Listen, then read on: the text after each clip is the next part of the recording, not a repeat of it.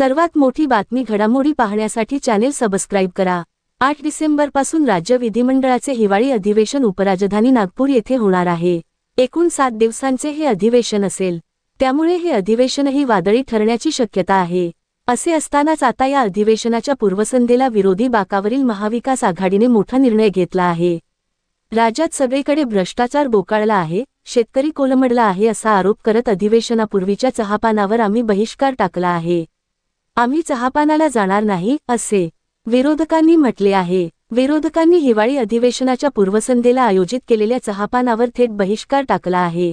काँग्रेसचे नेते विजय वडेट्टीवार आणि ठाकरे गटाचे नेते भास्कर जाधव यांनी संयुक्त पत्रकार परिषद घेऊन तशी माहिती दिली। सरकारला चर्चा नको आहे, त्यांना फक्त लोकांना फसवायचं आहे। भ्रष्टाचार करण्यासाठी सरकारमध्ये चढाओढ आहे।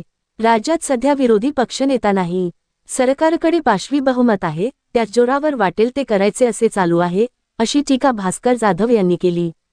सरकारने अर्ध राज्य विकलांग केलं आहे, सर्व मंत्री त्यांच्या खात्याचे कंत्राटदार झाले आहेत असा आरोपही केला आहे।